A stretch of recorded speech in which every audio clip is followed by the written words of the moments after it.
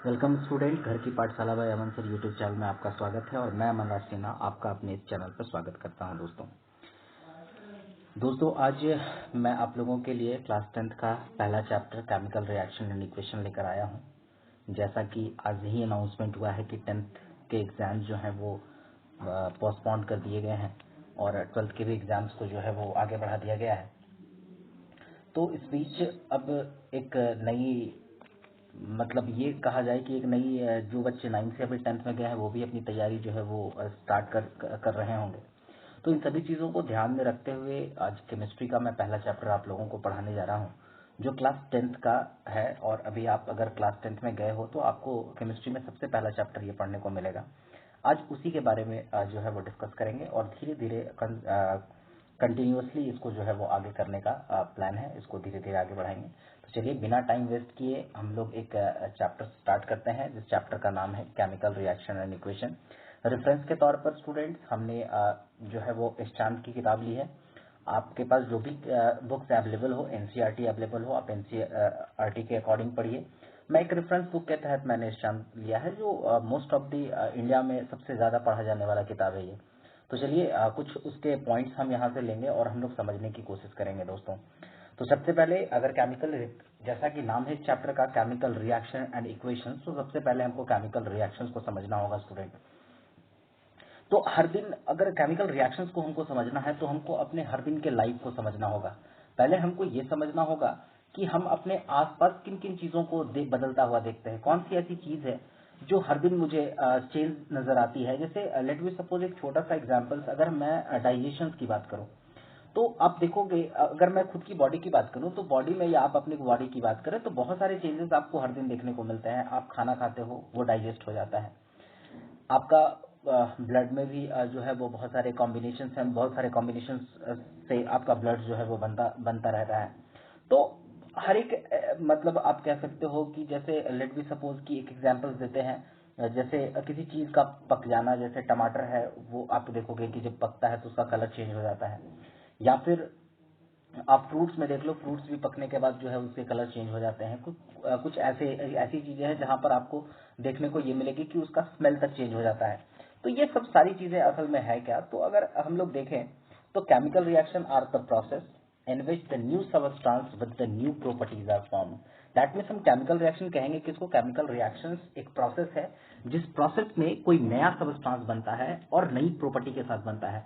मतलब उसकी जो प्रॉपर्टी होती है वो उसके कॉन्स्टिट्यूएंट पार्टिकल से मिलती जुलती प्रॉपर्टी नहीं होती। जैसे एक छोटा सा एग्जांपल के तौर पर मैं आपको बताऊं कि अगर सोडियम और क्लोरीन को रिएक्शन करवाया जाए, जैसा कि आप जानते होंगे क्लोरीन एक टॉक्सिक गैस है ना, और सोडियम का भी नेचर अलग है। इन दोनों के नेचर अलग होने के बावजूद जो नमक हमारा बनता है, NaCl जो बनता है, हमारा टेबल सॉल्ट जो बनता है, सॉरी कॉमन सॉल्ट जो बनता है, उसका नेचर बिल्कुल अलग होता है। तो कहने का मतलब है कि एक को अगर कंज्यूम किया जाए तो मर जाए और दोनों से के मिलने से जो सबस्टांस मिलता है अगर वो नहीं अगर लिया जाए तो हमारे हमारे बॉडी को दिक्कत हो सकती है। तो मतलब आप देख रहे होंगे कितना डिफरेंट प्रॉपर्टी है एक दूसरे का। तो यहाँ पर क्या हो रहा है कि दो सबस्टांस जो है वो क्या कर रहे हैं, रिएक्ट करके एक नया सबस्टांस बना रहे हैं in the new property. That means the chemical reaction are the process in which the new substance is form. कहीं पर भी अगर नया सबस्टांस बन रहा है तो हम इसको कहेंगे कि वहां पर एक केमिकल रिएक्शंस हो रहा है। अब सवाल है कि मैं इन केमिकल रिएक्शंस को पहचानूंगा कैसे, मैं कैसे कहूंगा कि ये केमिकल रिएक्शंस जो है वो हुआ है। एक एग्जांपल्स के तौर पर चलिए यहाँ देखते हैं ड्यूरिंग द केमिकल रिएक्शन क्या क्या होगा केमिकल रिएक्शंस के दौरान। तो during the chemical reactions the atoms of one element do not change into those of the another elements, only the rearrangement of the atom take place in the chemical reactions. इसके बाद अगर देखना है हमको तो दो चीजें अब हमको देखनी पड़ेगी। अगर कोई केमिकल रिएक्शंस हो रहा है तो उस केमिकल रिएक्शंस में दो मेजर चीजें आपको पढ़नी है। एक आपको रिएक्टेंट पढ़ना है, दूसरा आपको प्रोडक्ट पढ़ना है जो रिएक्शन आफ्टर रिएक्शन जो है वो बनता है। तो आप यहाँ पर देखोगे the substance which take part in the chemical reaction is called the reactant. अगर कोई भी केमिकल रिएक्शन आप लिखोगे तो उसका दो पार्ट होगा। अगर आप इसको देखना चाहते हो तो लेफ्ट हैंड साइड और राइट हैंड साइड के अकॉर्डिंग देख सकते हो स्टूडेंट।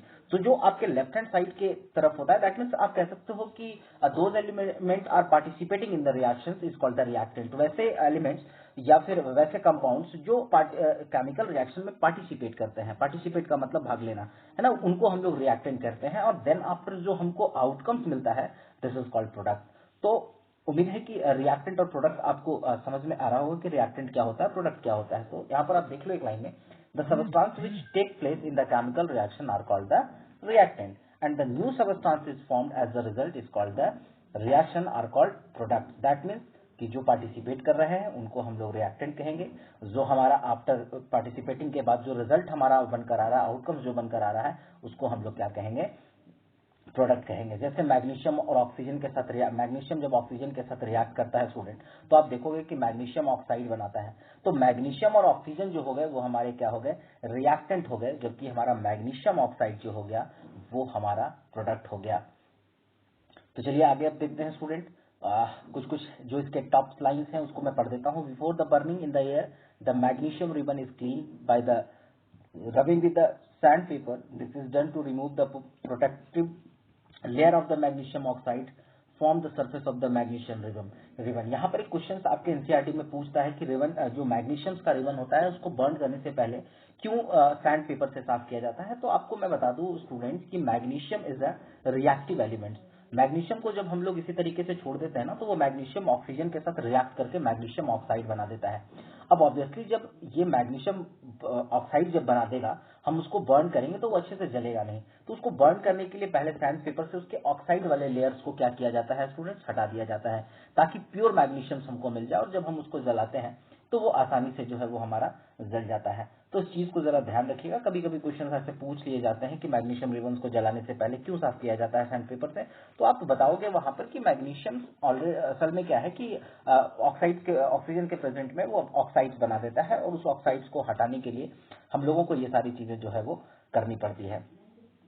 अब कैरेक्टरिस्टिक्स ऑफ केमिकल रिएक्शंस की बात करते हैं स्टूडेंट। तो कुछ important characteristics of the chemical reaction है। जैसे अगर फर्स्ट की बात की जाए तो evolution of the gas, formation of the precipitation, change in the colour, change in the temperature and the change in the state. That means कि ये वो चीजें हैं जिससे हम कह सकते हैं कि कोई केमिकल रिएक्शन हुआ है। जैसे अगर मान लीजिए कि किसी कोई केमिकल रिएक्शन होता है तो उसमें गैस इन्वॉल्व होते हैं दो तरीके से, या तो आफ्टर रिएक्शन गैस रिलीज होगा, या तो आफ्टर रिएक्शन करवाने के लिए हमको उसको हीट देना पड़ेगा। That means evolution of the gas, वहां पर गैस का जो है वो मतलब इन्वॉल्व होगा उसमें। दूसरा फॉर्मेशन ऑफ प्रेसिपिटेट। प्रेसिपिटेट क्या होता है अभी मैं आगे आपको बताऊंगा कि आफ्टर रिएक्शन अगर मान लीजिए कि कुछ इनसॉल्वेंट पार्टिकल छोटे छोटे आपके जो है आफ्टर रिएक्टेंट इस बीकर में बच जाते हैं, जो कि घुले हुए नहीं होते, इस सॉल्यूशन में घुले हुए नहीं होते, उनको हम लोग जो है वो प्रेसिपिटेट कहते हैं। एंड नाउ अगर मान लीजिए कि हमने देखा कि कोई दो एलिमेंट्स को हमने किसी सॉल्यूशन में मिलाया और मिलाते के साथ उसका कलर चेंज हो गया, दैट मीन्स इट इंडिकेट कि केमिकल रिएक्शन ऑकर्ड है ना। दैट मीन्स कि वहां पर केमिकल रिएक्शन जो है वो हो चुका है। अभी तुरंत हमने आपको एग्जांपल्स के तौर पर बताया था कि आम का पकना या फिर फ्रूट का पकना या फिर समथिंग किसी भी चीज में अगर आप कलर अगर वहां पर चेंज हो रहा है तो आप कह सकते हो कि वहां पर क्या हो रहा है, केमिकल रिएक्शन हो रहा है। चेंज इन टेम्परेचर, अब जैसे मान लीजिए कि आप लाइमस्टोन को जो है वो मिलाते हो वाटर के साथ, तो क्या होगा, अब देखो कि उसका टेम्परेचर बढ़ने लगता है ना, वो खौलने लगता है। अगर आपने घर में कभी देखा होगा, अब तो नई टेक्नोलॉजी आ गई है, नई नई चीजें हम लोग, जैसे पहले जो व्हाइट वॉशिंग के लिए जो आता था हमारा जिसको हम लोग चूना, आम जनरल लैंग्वेज में चूना कहते थे, जब उसको आप देखोगे बचपन में अगर पानी वगैरह में डाला जाता तो वो खौलने लगता था। तो असल में क्या होता था उस समय हमें नहीं समझ में आता था, लेकिन अब आपको समझ में आएगा कि वहां पर क्या होता था, चेंज इन टेम्परेचर होता था। दैट मीन्स कि हीट जो है वहां से रिलीज होती थी। कभी कभी आप देखोगे कि उसमें हीट जो है वो हमको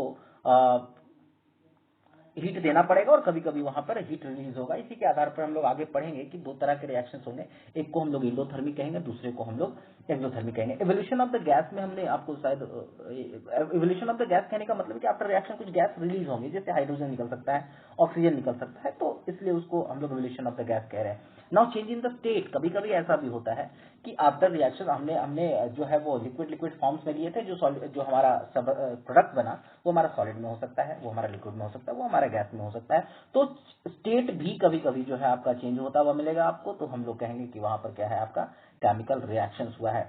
in any one of these general characteristics can tell us whether the chemical reaction has taken place or the not. For an example, on the mixture two substance a gas is involved, then we can say that the chemical reactions take place. We will now give an example showing the characteristics of the chemical reaction can be one. अब यहाँ पर देखिए कि involves of the gas दिया है, मैं बहुत ज्यादा डिटेल्स इसमें नहीं जाऊंगा, काफी समय लगेगा, नहीं तो आप बुक्स में पढ़ लेना इसको। अब जैसे सबसे पहला आपको जो है वो इन्वॉल्व ऑफ द गैस दिया हुआ है, आप यहाँ पर देखोगे कि डाइल्यूट सल्फ्यूरिक एसिड का सॉल्यूशन है और जिंक ग्रेनल्स को हम लोग इसमें डालते हैं। इसमें कुछ बबल्स आपको देखने को मिलेंगे, ये बबल्स मिलेंगे। ये बबल्स असल में क्या है कि वो गैस जो है आपका रिलीज हो रहा है, तो यहाँ पर क्या है कि गैस आपके इन्वॉल्व हो रहे हैं। तो एक बार इसको आप देखोगे, फॉर्मेशन ऑफ द प्रेसिपिटेट, ये सभी चीजों की चर्चा भी हम लोग करेंगे। लेकिन फिलहाल अब हम लोग आगे चलते हैं, चेंज ऑफ द स्टेट भी आप देखना आगे, केमिकल इक्वेशंस की तरफ चलते हैं। अब देखो स्टूडेंट, अभी तुरंत हमने बात किया कि रिएक्टेंट जो है वो रिएक्शन करके क्या बनाते हैं, प्रोडक्ट्स बनाते हैं। केमिकल रिएक्शंस के बारे में हमने पढ़ा कि कब हम कहेंगे केमिकल रिएक्शंस होगा, जब वहां पर गैस इन्वॉल्व होंगे या फिर उसका कलर चेंज हो जाएगा, उसके टेस्ट में चेंज होगा, उसके टेम्परेचर में चेंज हो जाएगा। इस तरह के किसी भी फंक्शन के चेंज होने पर अगर कोई नया सबस्टांस हमारा बनता है विद द डिफरेंट प्रॉपर्टी, तो हम कहेंगे कि केमिकल रिएक्शन टेक प्लेस, वहां पर केमिकल रिएक्शन हुआ है। बट उस केमिकल रिएक्शंस को रिप्रेजेंट करने के लिए कुछ सिंबल का इस्तेमाल किया जाता है। हम लोग उसको कुछ सिंबॉलिकली उसको जो है वो रिप्रेजेंट करते हैं, और ये सिंबॉलिकली रिप्रेजेंट करने का जो प्रोसेस है, इससे जो इक्वेशंस बनाते हैं, this equation is called the chemical equations. That means the method of representing the chemical reaction with the help of symbol. Symbol that mean, अगर हम सोडियम की बात कर रहे हैं तो सोडियम को हम Na से डिनोट करेंगे, अगर हम जिंक की बात कर रहे हैं तो हम जिंक को Zn से डिनोट करेंगे। तो हम क्या कर रहे हैं, उसके नाम को जो है उसके सिंबल्स के थ्रू हम लोग रिप्रेजेंट कर रहे हैं। तो जो रिएक्शंस हो रहा था, अगर उस रिएक्शंस को हम लोग एज ए सिंबॉलिकली अगर हम लोग जो है वो रिप्रेजेंट कर दें, जैसे Zn है, अगर सिंबॉलिकली हम लोग इसको रिप्रेजेंट कर दें तो हमारा ये क्या कहला जाएगा, उससे जो फॉर्मेशन होगी उसको हम लोग कहेंगे केमिकल इक्वेशन। जैसे आप यहां पर देखो कि zinc plus sulphuric acid gives zinc sulphate plus hydrogen. अब जरा इसी को देखना, ये वर्ड में हमने लिखा। अब वर्ड के जगह अगर आप देखोगे तो जिंक का जो सिंबल्स होता है वो Zn होता है। सल्फ्यूरिक एसिड की अगर बात करें हम, तो आप 9th में पढ़ के आओगे, H2SO4 होता है। जिंक सल्फेट की बात करें, ZnSO4 होता है। अब इन सभी को मिलाकर देखो, हमने एक इक्वेशन तैयार कर दिया है ना। वो पहले वर्ड में लिखा था, अब हमने उसको सिंबल में कर दिया। Zn के जगह पर Zn plus H2, sulphuric acid के जगह पर H2SO4, it gives ZnSO4 plus H2, है ना। तो ये हमारा क्या बन गया, एक इक्वेशंस बन गया। दैट मीन्स रिएक्शंस को इक्वेशंस के फॉर्म में रिप्रेजेंट करने का जो मेथड है, उससे जो बनता है हमारा, उसको हम लोग क्या कहते हैं, उसको हम लोग कहते हैं केमिकल इक्वेशन। एक बार फिर से अगर डेफिनेशन के तौर पे पढ़ लें तो the method of representing a chemical reaction with the help of symbol and the formula of the substance involved in it is known as chemical equations. I think chemical equations आपको जो है students वो समझ में आ गया होगा। कुछ black points हैं जिनको पढ़ देता हूं। The substance which combine to react are known as the reactant and the new substance is formed after reaction या फिर after reaction are known as the product. ये वही चीजें हैं जो पहले हमने आपको जो है वो बताई है। अब इसमें जो अगला स्टेप्स हमारा आता है वो आता है balance and unbalance chemical equations. ये भी आपको समझना है कि किसको हम लोग बैलेंस कहेंगे, किसको हम लोग अनबैलेंस कहेंगे। एक सिंपल सा डेफिनेशन के तहत अगर एक सिंपली आपको समझना है तो आप ये समझो स्टूडेंट्स की numbers of atoms in the left hand side and the right hand side, that means you have to say that the total number of atom of reactant is equal to total number of atom of products. अगर ये हमारे बराबर होंगे तब हम कहेंगे कि ये इक्वेशन हमारा जो है वो बैलेंस है, अदरवाइज हम इसको क्या कहेंगे, unbalance chemical equation. Balance chemical equation has an equal number of atoms of the different element in the different reactant and the product. That means कि लेफ्ट हैंड साइड और राइट हैंड साइड में numbers of atoms जो होंगे वो हमारे बराबर होने चाहिए। अगर वो बराबर होंगे तब हम कहेंगे कि हमारा केमिकल रिएक्शन क्या है, बैलेंस है। जैसे देखिए, अगर Zn प्लस H2SO4 और यहाँ ZnSO4 प्लस H2 की हम बात करें स्टूडेंट, तो आप देखो यहाँ Zn कितना है। अगर हम लेफ्ट हैंड साइड और राइट हैंड साइड, मतलब लेफ्ट हैंड साइड में हमारा क्या रिएक्टेंट है, दूसरे साइड हमारा क्या प्रोडक्ट है। अगर रिएक्टेंट की बात करें तो Zn नंबर ऑफ एटम्स कितना है, 1 है। आप इधर चले आओ, इधर भी आपको Zn कितना मिलेगा, 1 मिलेगा। चलिए ये सही है हमारा। H2SO4 में हाइड्रोजन के नंबर्स ऑफ एटम्स कितने हैं, H2 2 है। लेकिन जरा यहां पर मिलाकर देखिए क्या 2 है, तो बिल्कुल है, ये भी बैलेंस है हमारा। SO4 को अगर हम लोग एक साथ लें या फिर सिर्फ सल्फर को लेते हैं, चलिए सल्फर को अगर हम लोग लेते हैं, यहाँ पर सल्फर के एटम्स कितने हैं, 1। यहाँ पर सल्फर के एटम्स कितने हैं, 1। अब देखो यहाँ भी 1 है, यहाँ भी 1 है, दैट मीन्स करेक्ट है। अब हम लोग SO4 O4 की बात करते हैं, ऑक्सीजन 4 की बात करते हैं, तो यहाँ पर नंबर्स ऑफ एटम ऑक्सीजन के भी 4 है, यहाँ पर भी 4 है। दैट मीन्स ये कंप्लीट केमिकल रिएक्शन जो है हमारा वो क्या है स्टूडेंट, बैलेंस है। हमने देखा कि रिएक्टेंट और प्रोडक्ट दोनों तरफ अगर हमारे नंबर्स ऑफ एटम्स बराबर होंगे तब हम इनको क्या कहेंगे, बैलेंस केमिकल इक्वेशन, और अगर नहीं होंगे तो अनबैलेंस्ड केमिकल इक्वेशन कहेंगे। A balanced chemical equation has the equal masses of various elements in the reactant and the product. आपने स्टूडेंट क्लास 9th में पढ़ा था the law of conservation of mass, आपने जो है वो पढ़ा था 9th में, तो वो उसी के अकॉर्डिंग है कि जो मास ऑफ रिएक्टेंट होगा, टोटल मास ऑफ रिएक्टेंट होगा, वही आपका मास जो होगा वो प्रोडक्ट का होगा। मतलब इस पूरे केमिकल इक्वेशन, केमिकल रिएक्शंस के दौरान मास जो है वो आपका लूज जो है वो नहीं होता है। और अगर दोनों तरफ हमने मासेस को भी बराबर कर दिया तो भी हम उसको केमिकल बैलेंस केमिकल इक्वेशन जो है वो कह सकते हैं।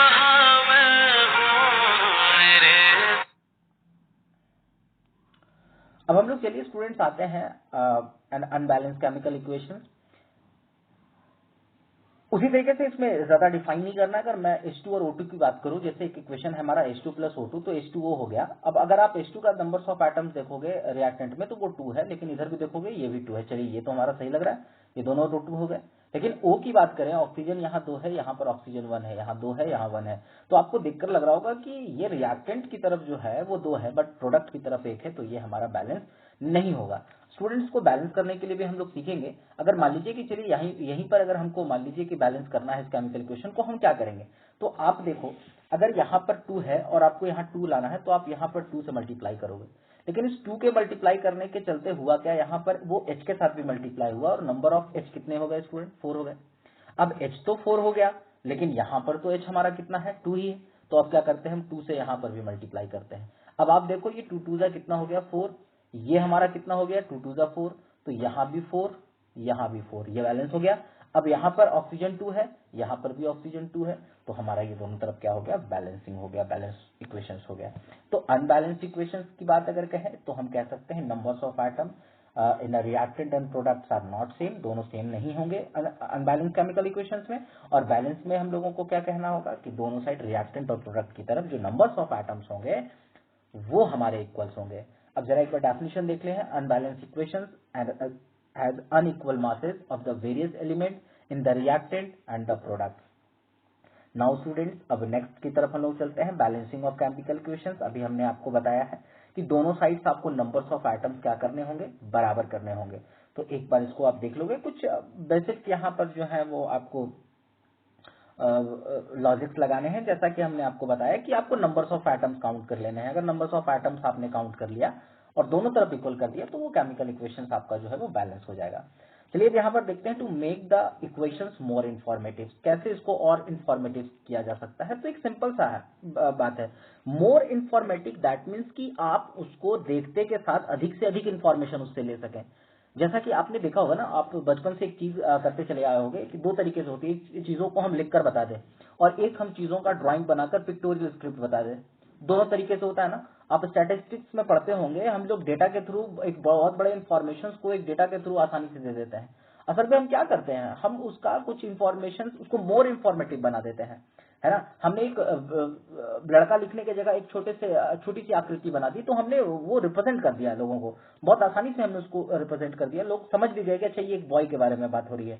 तो उसी तरीके से अगर कोई केमिकल इक्वेशंस है और अगर उसको हमको मोर इंफॉर्मेटिव बनाना है तो हम क्या कर सकते हैं, हम ये बता दें कि जो हमारा रिएक्टेंट है या जो हमारा प्रोडक्ट है वो या तो सॉलिड में है, या तो लिक्विड में है, या तो गैस में है, या फिर कुछ गैसेस जो है वो रिलीज हो रहे हैं, हम उसको हीट ट्रांसफर कर रहे हैं या हीट उससे निकाल रहे हैं। तो ये सारी चीजें हम अगर वहां पर रिप्रेजेंट कर देंगे तो ज्यादा बेटर होगा। इसलिए जब हम केमिकल रिएक्शन लिखते हैं और कोई सॉलिड होता है तो उसको हम एस से डिनोट करते हैं, लिक्विड होगा एल से डिनोट करेंगे, गैस होगा जी से करेंगे। इवन अगर एक्वस सॉल्यूशन है, एक्वस दैट मीन्स कि वैसा सॉल्यूशन जिसमें जो वाटर कंटेनिंग सॉल्यूशन है। एक्वा का मतलब क्या होता है, वाटर होता है, आपने सुना होगा एक्वाफेना, है ना। ये तो एक्वस सॉल्यूशन दैट मीन्स कि वैसा सॉल्यूशन जिसमें वाटर कंटेनिंग है ना, वो वाटर उसमें है। तो हम लोग ये क्या कर रहे हैं, उसको मोर इंफॉर्मेटिव बना रहे हैं ना। उसमें हमने एस से डिनोट करके ये बता दिया कि ये जो हमारा है वो सॉलिड स्टेट में है, ये जो है हमारा वो लिक्विड स्टेट में है। मतलब हमने उसको इंफॉर्मेटिव बना दिया। जैसे देखोगे आप यहीं पर देखो, ये दोनों इक्वेशंस की अगर हम बात करें तो Zn plus H2SO4 ZnSO4 plus H2। आप यहाँ पर देखोगे Zn में हमने क्या लिख दिया, S लिख दिया, दैट मीन्स Zn यहाँ पर सॉलिड है, H2SO4 यहाँ पर एक्वा सॉल्यूशन है, दैट मीन्स ये एक ऐसा एसिडिक सॉल्यूशन है जिसमें वाटर कंटेनिंग है। जो हमारा बन रहा है सबस्टांस ZnSO4 ये भी हमारा कैसा है, एक्वा सॉल्यूशन में है, और H2 जो बन रहा है वो हमारा कैसा है, गैसियस फॉर्म में है। तो हमने क्या किया, इसको मोर इंफॉर्मेटिव बना दिया, इसमें और भी ज्यादा इंफॉर्मेशन को जो है वो इंक्लूड कर दिया है। चलिए नेक्स्ट बढ़ते हैं, उम्मीद है आपको जो है वो समझ में आ रहा होगा। टू इंडिकेट द हीट, हम या तो हीट को लिख देंगे या फिर हम डेल्टा भी बना देते हैं। स्टूडेंट आपको बता दें, डेल्टा रिप्रेजेंट करता है, ये नया वर्ड आप सुन रहे होंगे, डेल्टा, ट्रायंगल्स की तरह जो बना रहे हैं। डेल्टा असल में बहुत सारी चीजों के लिए इस्तेमाल किया जाता है, बट रिएक्शंस में डेल्टा का मतलब हीट होता है, तो आप हीट से भी जो है वो कर सकते हो। अगर हीट देना पड़ रहा है तो प्लस एनर्जी आप कर सकते हो, अगर उससे हीट निकल रहा है तो हम प्लस जो है उसको वो क्या कर सकते हैं, डिनोट कर सकते हैं। चलिए अब ये तो इसकी बड़ी बेसिक चीजों की बात हो गई। अब धीरे धीरे हम लोग चैप्टर्स में और अंदर चलते हैं। हम लोग देखेंगे यहाँ पर कई सारे केमिकल इक्वेशंस, हमने केमिकल रिएक्शंस देखा, हमने केमिकल इक्वेशंस को समझा, साथ ही साथ हमने ये भी देखा कि हम इसको और ज्यादा जो है वो इंफॉर्मेटिव कैसे बना सकते हैं। हम उसको मतलब उसे देखकर ही कितना ज्यादा इंफॉर्मेशन हम उससे कलेक्ट कर सकते हैं, ये सारी चीजें हम लोगों ने पढ़ा है। इसमें बहुत सारी चीजें आपको दी हुई है एक्स्ट्रा भी, उसको एक बार आप पढ़ोगे। मैं आपको सिलेबस ओरिएंटेड जो है वो यहाँ पर बता रहा हूँ। चलिए अब इसका नेक्स्ट पार्ट की तरफ हम लोग बढ़ते हैं, और नेक्स्ट पार्ट में आई थिंक मेरे हिसाब से टाइप्स ऑफ केमिकल रिएक्शंस आपको पढ़ने हैं। तो चलिए एक बार हम लोग टाइप्स ऑफ केमिकल रिएक्शंस की तरफ ध्यान देते हैं। टाइप ऑफ केमिकल रिएक्शंस असल में क्या है? रिएक्शंस तो हमने पढ़े, हमने उसको सिंबॉलिकली रिप्रेजेंट भी किया, बट रिएक्शंस के कई कई, अब जैसे अगर इंसान की ही बात करें तो इंसान भी कई नेचर्स के होते हैं ना, कई तरह के इंसान होते हैं, तो हर चीजों का कुछ थोड़ा टाइप डिफरेंट टाइप होता है। तो यहाँ types of chemical reaction, chemical reactions भी कई टाइप्स के होते हैं। मेनली जो आपको 10th में पढ़ने हैं वो पढ़ने हैं combination reaction, decomposition reaction, displacement reaction, double displacement reaction and oxidation and reduction reaction, है ना। इन दोनों को मिलाकर रिडॉक्स रिएक्शन कहेंगे। तो इतने टाइप्स ऑफ रिएक्शंस आपको पढ़ने हैं, मैं एक एक करके सारे रिएक्शंस को आपको बताऊंगा। सबसे पहला जो रिएक्शन है हमारा टाइप्स ऑफ रिएक्शन में, that is called combination reaction. जैसा कि नाम है स्टूडेंट, इसके नाम में ही आपको बहुत कुछ मिल जाएगा। कॉम्बिनेशन दैट मीन्स कि कंबाइन करके, अगर मान लीजिए आप इसको अभी नहीं पढ़ो, बट इसके नाम पे जरा गौर करो, इसका नाम क्या है? इसका नाम है कॉम्बिनेशन। कॉम्बिनेशन कैसे बनते हैं? दो या अधिक चीजों के मिलने से ना कॉम्बिनेशन बनता है, कोई अकेला कॉम्बिनेशन नहीं बना सकता है। तो जो कॉम्बिनेशन रिएक्शंस आपका होगा उसमें भी यही सिनेरियो होगा कि कुछ दो से अधिक एलिमेंट्स मिलकर जो है वो एक नया सबस्टांस बनाएंगे, दो से अधिक सबस्टांस मिलकर एक नए सबस्टांस का क्रिएशन करेंगे। तो इस तरह का जो रिएक्शन हमारा कहलाएगा उसको हम लोग कॉम्बिनेशन रिएक्शन कहेंगे। अब देखिए इसमें पहला कि those reactions in which two or more substance combine to form a single substance are called the combination reactions। मतलब दो या दो से अधिक सबस्टांस अगर रिएक्शन करते हैं और रिएक्शन करके कोई सिंगल सबस्टांस बनाते हैं, तब इस तरह का जो रिएक्शन होगा वो हमारा क्या कहलाएगा? वो हमारा कहलाएगा कॉम्बिनेशन रिएक्शन।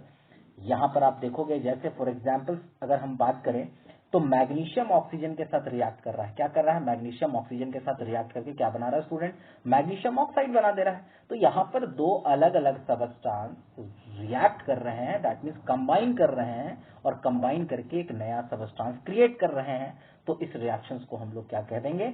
कॉम्बिनेशन रिएक्शन कर देंगे। मतलब साफ है कि इस तरह के कई सारे रिएक्शन, जैसे अगर कार्बन और ऑक्सीजन की हम बात करें तो कार्बन क्या करता है? कार्बन ऑक्सीजन के साथ रिएक्ट करता है, carbon react with oxygen, it gives carbon dioxide. तो यहाँ पर भी ये क्या करे? कंबाइन का मतलब ही हो गया जुड़कर बनाना, है ना। ये दोनों आपस में जुड़कर रिएक्शन करके एक नया सबस्टांस बना रहे हैं। तो इस तरह के रिएक्शंस को हम लोग क्या कहेंगे? कॉम्बिनेशन रिएक्शन कहेंगे। अब चलिए इसमें थोड़ा सा और आगे हम लोग देखें।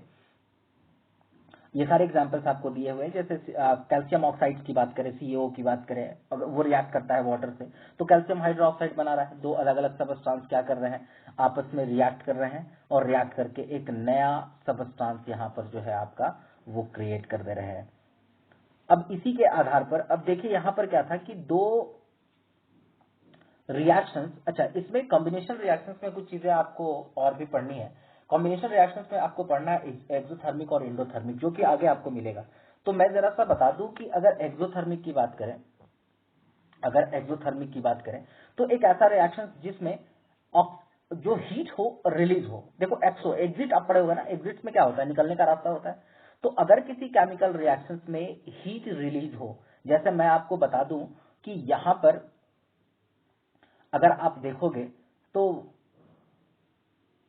अगर कहीं पर किसी रिएक्शंस के दौरान अगर हीट रिलीज हो रहा है तो हम उसको क्या कहेंगे, एक्सोथर्मिक रिएक्शन कहेंगे। लेकिन अगर किसी रिएक्शंस में हमको क्या करना पड़ रहा है, हीट देना पड़ रहा है, मतलब उस रिएक्शन को रिएक्ट करने, मतलब उस रिएक्टेंट को रिएक्ट करने के लिए हम लोगों को हीट प्रोवाइड करना पड़ रहा है, तो एक जगह क्या हो रहा है, ऑक्सीजन निकल रहा है, निकलने का मतलब एग्जिट कर रहा है, तो एग्जिट कर रहा है दैट मीन्स एक्सोथर्मिक। और अगर मान लीजिए कि हमको उसको देना पड़ रहा है दैट मीन्स उसमें उसमें जा रहा है वो, है ना, दैट मीन्स इंडोथर्मिक रिएक्शन। तो थर्मिक का मतलब होता है कि वैसा रिएक्शन जो कि आपका हीट से रिलेटेड हो। तो एक्सो लग गया, इसका मतलब है कि वो एग्जिट कर रहा है, तो वहां पर हीट जो है वो क्या करेगा, आपका एग्जिट करेगा। और इंडो का मतलब हो गया कि हम उसमें जो है वो हीट आपका दे रहे हैं। अब नेक्स्ट रिएक्शन, फर्स्ट रिएक्शन हमने कॉम्बिनेशन पढ़ा, इसी का जस्ट अगर इस प्रोसेस को जरा उल्टा भी तो कर सकते हैं ना, कि अगर कोई एक एलिमेंट, एक सबस्टांस टूट कर दो या दो से अधिक सबस्टांस दे दे, तब हमारा जो रिएक्शन कहलाएगा दैट इज कॉल्ड डीकम्पोजिशन।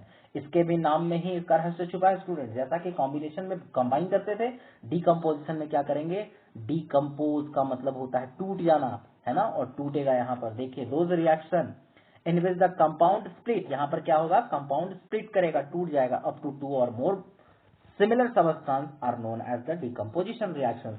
यहां पर कोई सिंगल सबस्टांस या फिर कंपाउंड स्प्लिट करके दो या दो से अधिक सबस्टांस बनाएगा, तो इस तरह के रिएक्शंस को हम लोग क्या कहेंगे, डीकम्पोजिशन रिएक्शन कहेंगे। और इसी कारण ये उल्टा प्रोसेस है, अगर आप कॉम्बिनेशन में देखोगे जुड़ना, डिकम्पोजिशन में टूटना, ये दूसरा एक दूसरे के दोनों रिवर्स में प्रोसेस है, इसलिए इसको जो है वो अपोजिट भी कहा जाता है कॉम्बिनेशन रिएक्शंस का।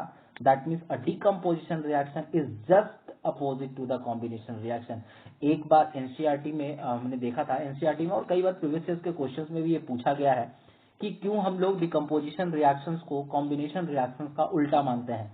तो ऑब्वियसली इसका सिंपल सा आंसर यही हो सकता है कि एक जगह क्या हो रहा है कि दो या दो से दो सबस्टांस मिलकर एक नए सबस्टांस का क्रिएशन कर रहे हैं, वहीं पर डिकम्पोजिशन में एक सिंगल कंपाउंड जो है वो टूटकर दो या दो से अधिक एलिमेंट्स या फिर हम कहें कि सबस्टांस देता है।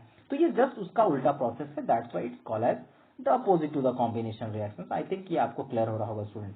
जैसे देखिए एक एग्जाम्पल सीधा सा, कैल्शियम कार्बोनेट की बात करते हैं।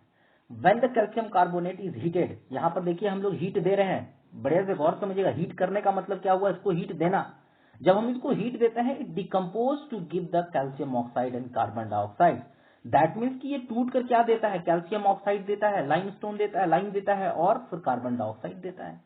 तो ये टूटने के बाद ये दो चीजें हमको मिल रही है, दैट मीन्स ये जो रिएक्शन हमारा हो गया स्टूडेंट्स वो डिकम्पोजिशन रिएक्शन हो गया। उम्मीद है कि डिकम्पोजिशन रिएक्शन आपको पूरा क्लिस्टर क्लियर हो रहा होगा।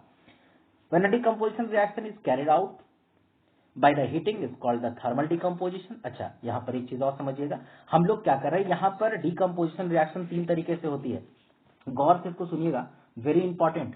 जो डिकम्पोजिशन होता है वो तीन तरीके से होता है, बाय थर्मल डिकम्पोजिशन, दूसरा जो होगा बाय इलेक्ट्रोलाइटिक डिकम्पोजिशन। अगर मान लीजिए कि हम लोग इलेक्ट्रिसिटी के थ्रू उसको अगर तोड़ते हैं तो उसको हम लोग क्या कहेंगे, इलेक्ट्रोलाइटिक डिकम्पोजिशन कहेंगे। गौर से सुनिएगा, मैंने आपको कहा कि डिकम्पोजिशन रिएक्शन तीन तरीके से होंगे। पहला होगा बाय द थर्मल प्रोसेस, मतलब थर्मल डिकम्पोजिशन। सेकेंड आपका कौन सा होगा, बाय इलेक्ट्रोलाइटिक डिकम्पोजिशन, मतलब है कि इलेक्ट्रिसिटी के थ्रू हम उसको क्या करेंगे, तोड़ेंगे। और तीसरा जो है with the help of sunlight. ये तीन तरीके से हम लोग इसको क्या करेंगे, तोड़ेंगे। आप यहाँ पर देखोगे जरा, हमने कैल्शियम हाइड्रोक्साइड्स को क्या किया था, गर्म किया था, मतलब हमने थर्मल उसको एनर्जी दी थी, हीट दिया था, और हीट के चलते वो क्या हो गया, आपका डिकम्पोज हो गया, वो आपका टूट गया बच्चों, है ना। चलिए अब आगे जरा देखते हैं कि when the potassium chloride is heated the presence of the magnesium dioxide as the catalyst it decompose giving the potassium chloride and the oxygen. यहाँ एक वर्ड आया है स्टूडेंट, कैटलिस्ट। कैटलिस्ट का मतलब समझिए, कैटलिस्ट असल में क्या होता है ना कि एक ऐसा मतलब आप कहोगे एक ऐसा चीज है यहाँ पर, एक ऐसा सबस्टांस होता है जो इस केमिकल रिएक्शंस के रेट को इंक्रीज कर देता है या डिक्रीज कर देता है। अगर मान लीजिए कि कोई केमिकल रिएक्शन बहुत स्लोली हो रहा है, तो बहुत स्लोली हो रहा है इसका मतलब उसमें बहुत टाइम लग जाएगा, और उस टाइम को कम करने के लिए हम लोग उसमें एक नया सबस्टांस डालते हैं जो केमिकल रिएक्शन के बिहेवियर को तो चेंज नहीं करता है, बस but rate of chemical reaction को इफेक्ट करता है। दैट मीन्स कि हो सकता है कि उसको बहुत उसके स्पीड्स को बढ़ा दे, कभी कभी रिएक्शंस इतने फास्ट होते हैं जो एक्सप्लोजिव हो जाते हैं, तो उसको कम करने के लिए भी हम लोग कैटलिस्ट का इस्तेमाल करते हैं। मतलब एक ऐसा सबस्टांस जो केमिकल रिएक्शंस के रेट को बढ़ा दे या घटा दे, उसको हम लोग जो है वो क्या कहेंगे, कैटलिस्ट कहते हैं। जैसे कि आप देखोगे आगे आपको कई सारे कैटलिस्ट यहाँ पर देखने को मिल जाएंगे। तो कैटलिस्ट सिंपली कोई नया सबस्टांस, एक ऐसा सबस्टांस होगा जो केमिकल इक्वेशंस, मतलब जो उसका प्रॉपर्टी है उसको तो इफेक्ट नहीं करेगा, बट उसका जो आपका कहने का मतलब रेट ऑफ रिएक्शन है उसको यहाँ पर वो चेंज कर देगा। चलिए अब यहाँ पर कुछ और हम लोग एग्जाम्पल्स जो है वो लेते हैं। जैसे यहाँ पर फेरस सल्फेट की बात करते हैं। फेरस सल्फेट को हीट दिए, वो टूट गया फेरिक ऑक्साइड में, सल्फर डाइऑक्साइड में और सल्फर ट्राइऑक्साइड में। ये भी आपका डिकम्पोजिशन रिएक्शन हो गया। With the help of electrolytes की भी बात करेंगे। अभी तक जितना हम लोगों ने बात किया वो सभी के सभी हम लोगों ने थर्मल एनर्जी के थ्रू जो है वो टूटते हुए देखा था। अब यहाँ पर electrolysis of the water as follow. अगर मान लीजिए कि हम वाटर को इसमें इलेक्ट्रिसिटी प्रोवाइड करते हैं तो क्या होगा, क्या रिजल्ट के रूप में हमको क्या मिल रहा है। अब देखोगे जरा यहाँ पर NaCl। NaCl हमारा एक आयनिक कंपाउंड है, 9th में आप पढ़कर आए होंगे कि यहाँ पर आयन्स के चलते ये एक दूसरे से जो है वो कनेक्ट होते हैं। तो आप यहाँ देखो NaCl। अब NaCl में जब हम लोग NaCl को जब सॉल्यूशंस के रूप में रखते हैं और इसमें इलेक्ट्रिसिटी पास करते हैं, क्या करते हैं, इलेक्ट्रिसिटी पास करते हैं, ये Na+ और Cl- में ब्रेक हो जाता है स्टूडेंट। तो यहाँ पर क्या हो रहा है, ये भी टूटने का काम कर रहा है ना। एक सिंगल कंपाउंड रिएक्शन के बाद क्या कर रहा है, डिकम्पोज कर जा रहा है, दो एलिमेंट्स में डिकम्पोज कर जा रहा है, Na और Cl में। तो हम लोग इसको क्या कहेंगे, decomposition reaction by the process of electrolytic decomposition. यहां पर क्या हो रहा है, हमारा कौन सा डिकम्पोजिशन हो रहा है, इलेक्ट्रोलाइटिक डिकम्पोजिशन हो रहा है। तो अब इसी तरीके से एक और हम लोग ले लेते हैं, with the help of light. आपको हमने ये भी बताया था, when the silver chloride is exposed in the light it decompose to form the silver metals and the chlorines। यहाँ पर क्या होता है, असल में आपको मैं बता दूं कि क्लोरीन, Br, आयोडीन, ये सारे के सारे हेलो ग्रुप के जो है मेंबर्स हैं। आगे जब आप साइंस पढ़ोगे तो आपको हेलो ग्रुप्स पढ़ना है, जिसमें आपको क्लोरीन जो है वो देखने को मिलेगा। ये सब रिएक्ट कर जाते हैं सनलाइट के प्रेजेंस में ही, रेडिकल्स फॉर्म में आपके जो है वो फॉर्म कर जाते हैं। जैसे ही इस पे सनलाइट पड़ेगा ये डिकम्पोज हो जाएगा, ये टूट जाएगा, अलग हो जाएगा आपका सिल्वर, अलग हो जाएगा आपका क्लोरीन।